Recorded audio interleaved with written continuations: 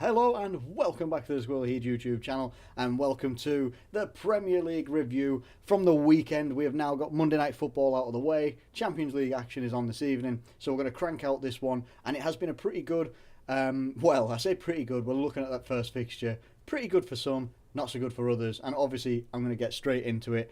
But first of all, I should say, the Liverpool one, there is a separate video for that, and it should be in the description below. If it isn't, give me a bit of a nudge, or go check it out yourselves, but I should have it in the description below. I keep forgetting on some videos. Now we're going to kick straight into Sunderland versus Arsenal, and I tell you what, it looked like that first half, whether Sunderland actually deserved to get a penalty or not, I don't know.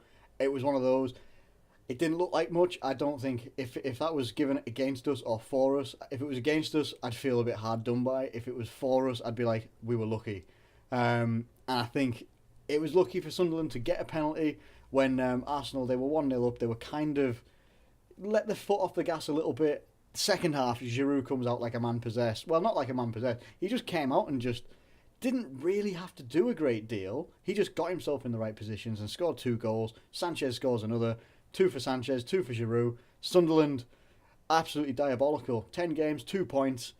I said it before. I said it on the Premier League preview. I thought that there's no hope for Sunderland, and that's just condemned it for me. They've got 28 games left. There are still a lot of points to play for, but Sunderland just look diabolical. They don't look like there's any way back for them whatsoever. It's just absolutely awful for Sunderland. You've got to feel for Sunderland fans a little bit, because every single year this seems to happen. They get success off sacking a manager. Now, if they sack David Moyes, who are they going to get? The only person that looks like may be available would be Sam Allardyce, and that would be so dodgy to do that. It really, really would be, and I don't think it'd be a good move for Sunderland to do that. So I think Sunderland are a bit screwed. Arsenal are looking pretty damn decent. One of the best form teams in the Premier League. Arsenal are joint form team in the Premier League at the moment with Liverpool. So they're looking very good. They're keeping up the pace with the top 3. Good things for Arsenal, bad things for Sunderland, which then moves us straight on to Manchester United versus Burnley. And this is one of those games. Let's take out that red card, which was a bit iffy in the first place. I don't think it should have been 2 yellows. Let's be honest. I just don't think it should have been. And they probably still should have finished with 11 men on the pitch. But even with 11 men on the pitch, I'm not entirely sure that Man United would even been able to get a 1-0. They looked like they've got so many chances in this game, and that's what people are saying. They got so many chances, 37 chances or something like that. Over half of those that were on target. And I just don't, for me, trying to look at it as a neutral, I don't understand how they've not won that game, aside from the fact that Burnley's goalkeeper Heaton, who was he was at Man United years ago and got let go, had one of the games of his life, if not the game of his life. Man United couldn't get through. Ibrahimovic missed some unbelievable chances, but also had some chances saved. Pogba could have had a good couple of assists that game. It's one of those. Man United, on another day, they'd probably bang in about 4 or 5 goals.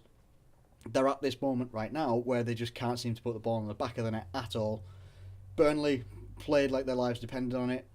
That's pretty much where they're going to be. They're going to be very, very happy with that result. Manchester United are going to be so disappointed with that result. I think they still sit 8th in the table right now. At the moment, I think they're about 8 points or something off the top, or off the top 3 anyway. Never mind goal difference or something like that. It's not looking great for Man United. Burnley looks way, way more positive. Do Man United have to worry? Is Mourinho losing his touch? Is he losing his effect on teams? Oh, I don't know. All the evidence seems to point to the fact that he's not being able to do what he's done at other clubs, where he galvanises the team and gets them playing beyond their abilities, gets them into this siege mentality. It's not really happening at Man United at the moment. Is that a worrying thing? Have they maybe put too many eggs in one basket, in the likes of getting Ibrahimovic as your main striker? I don't know. As I keep saying, it could be one of these things where Ibrahimovic comes good in a couple of weeks or something like that. Pogba may start banging some goals in and getting some assists. It's one of those. It has to click eventually, because if it doesn't, it'll end up like the Chelsea season last season where Jose Mourinho got sacked. I'm not saying Man United would sack him, but I think there's got to be something in there done between Man United and what's going on with Mourinho and the team, because at the moment they're making the chances, they're just not putting them away, and it's getting them. They're sitting in 8th. It's not looking great for them at the moment. We move on then to Middlesbrough versus Bournemouth, and Middlesbrough smashed it, got 2 goals. Didn't get to see the game live, only got to see the highlights, and they scored 2 pretty good goals. Bournemouth, it's one of those, sometimes Bournemouth will have these games where they don't necessarily turn up and they don't get the result that they want. But Middlesbrough, they keep going forward. Middlesbrough keep having these games every now and again. Now, they haven't been on the best form of all time, but they'll get these games, they keep a clean sheet and they'll score 2 goals, something like that, or they'll score maybe a couple of goals, maybe concede a goal here or there. But they seem like a pretty solid team that could, I think it's going to comfortably stay in the Premier League. Same with Bournemouth, it just looks like a bit of a slip up for now. But I think Bournemouth would probably come back in the next game. Middlesbrough will continue on, and it's looking good for both. To be fair, I don't think it's that much of a negative for Bournemouth. If this has happened maybe a bit earlier or even a bit later in the season, yeah, it might have been a bit of a negative. But I think it's just a slip, and they'll recover in the next game. We then move on to Tottenham versus Leicester. A draw for both teams. Again, the two-headed race of last year, squeaking out a draw, a 1-1 draw. Look, it's one of those. I think Leicester gave away a penalty to Tottenham. Robert Huth literally threw, I can't remember who the player was, but it looked like he threw him to the ground. Definite penalty. Tottenham get their goal as well. But at the end of the day, it's 1-1. Not really a great result for either team, but they both didn't lose. So that's got to count for something, I imagine. Watford get a 1-0 win over Hull City, and I think it was actually an own goal by Dawson at the end. Not very good there for Hull. Hull just can't seem to pull anything out of the bag right now. They're in some pretty deep, not say deep trouble, but they're getting there at the moment. I think if they hadn't had that strong start at the start of the season, they'd be looking a bit dire. They'd be looking maybe a bit more in Sunderland shoes and stuff like that. But look, it's one of those. Hull don't have the quality that some of these teams have. Watford have some good quality, and really, I think they actually got fortunate in this game to get a 1-0 win. Probably a 0-0 would have been done better for both teams, or been fairer for both teams. But Hull have really got to start picking it up now. It's 10 games in. It is 10 games in. It's just over a quarter of the way. They've got to start picking points up somewhere desperately. We then move on to West Brom versus Manchester City, and Man City get back 4-0. There's not a great deal else you can say about 4-0. Man City looked clinical. They looked dangerous every single time they got forward. West Brom just didn't have enough. They came up against a team that were really chomping at the bit and wanting to prove a point. Aguero gets a couple of goals. Aguero is the best striker in the Premier League right now, and has been for the last couple of years since Suarez left. And West Brom, it's one of those. West Brom will do this. They'll have a couple of games where, they're quite solid at the back. They don't concede many, score a couple of goals or score a goal here or there, keep them competitive in a game. Other times they will have a game like this against Man City, and there's not a great deal you can do against that quality when it's on form. So, I mean, it's a bit of a slip up for West Brom. Very positive for Man City as they go up against Barcelona in the Champions League. They needed a good result to get them in some good spirits there.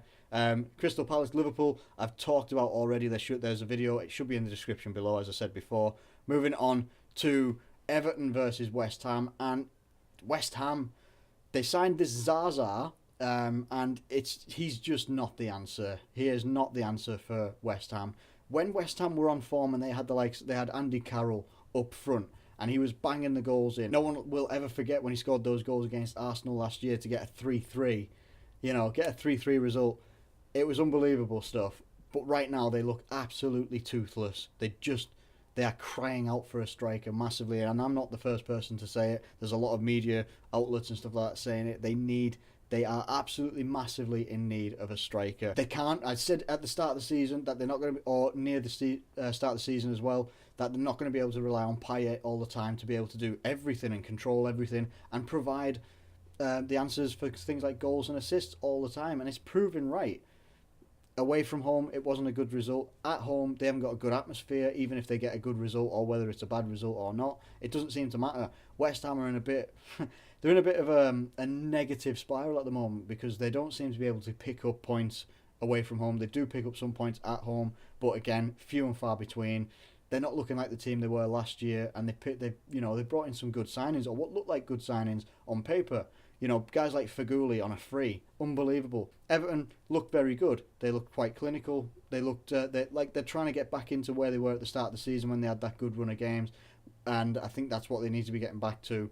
Koeman will be wanting that because Koeman, he sounds like an absolute demon when people are talking about what he's like in the dressing room and training and stuff like that. And this will be a very, very positive result for them. But unfortunately, West Ham look like they're starting to slip again.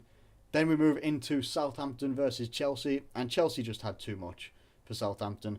Southampton have been a very good defensive team so far this season, and they've been not like defensive in a negative way, but they've been able to keep clean sheets and score quite a good few goals as well, making sure that they're winning games. They just came up against Chelsea, who are in a run of form at the moment in the Premier League, where I think since they moved to 3-4-3, they haven't lost any games, they haven't conceded any goals in the Premier League, and they seem to be going, like, they're picking up speed quite a lot. I think they're 2 points, I think they're actually a point away from being level with the other top three. So they've really crawled back up that, well, I say crawled, they've jumped back up that table pretty quickly. So it's very positive for Chelsea and Antonio Conte. His tactics are working very, very well right now. He's getting the results he wants. Southampton, unfortunate slip, they've just come up against far too much quality in Chelsea that day. And then we've got Stoke versus Swansea last night, Monday Night Football, and it was a good game in the end, but it looked like it was going to be one of those games that was just going to bore out. And it's actually good for, I think it's really, really good for Boney to get those 2 goals. People have been riding him since he went and signed for Manchester City, and when he signed for Stoke and he still hadn't scored very many goals at all, and he was really, really struggling. People looked like he was going to be a flop, that he was only ever going to have been good at Swansea. It's ironic that he comes back to haunt Swansea.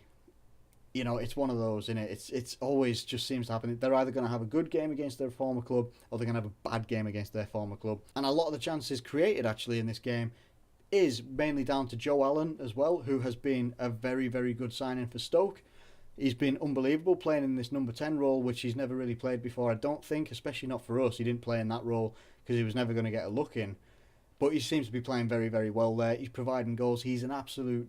He's a nightmare in the box for some teams when he's on form. Provided a goal or 2, I think, for Wilfried Boney. Very, very good result for Stoke. Swansea, not looking very good. I don't think the manager was very happy either. He still hasn't got a win as Stoke manager, as Swansea manager. It's not looking great for Swansea at the moment. They don't seem to be able to put together... They play some good passages of football at times, but they don't seem to be able to put the ball in the back of the net enough and keep the opponent out at the moment. They're either drawing games or losing games. It's not looking very good for Swansea at the moment, but big credit to Stoke because they had such a horrible start to the season by the looks of it. I think I was one of the ones that was tipping them to go down. Looks like they could be going very well the other way. So I think, all in all, it's been a pretty, as a Liverpool fan, good weekend in the Premier League, I think. Yes, we had some of our rivals, Arsenal and Man City, winning their games quite comfortably. I think we all scored 4 goals, actually. Let's just go back up. Did we all score 4 goals? Yeah, Arsenal scored 4, Man City scored 4, and Liverpool scored 4 as well. So, I mean, pretty positive for all of us. There's a couple of teams that really need to book up their ideas and, you know, really start fighting and putting in some performances. But overall, I'm happy as a Liverpool fan. I'm happy as a football fan. It's been a pretty good weekend of football, and I can't wait for it to continue. I'm going to jump off and I'm going to go watch some Champions League football. I can't wait till we're back in it one day and then I can watch it with a purpose. But yes, if you've enjoyed this video anyway, drop a like on the video. That'd be very, very helpful. Subscribe if you're new around here. Big thank you to all the new subscribers that have subscribed to the channel, obviously. It's very much appreciated, and all of the older subscribers as well. You're always appreciated all the time. Thank you very much for watching. Like the video, subscribe, comment. Thanks again, and I'll catch you later.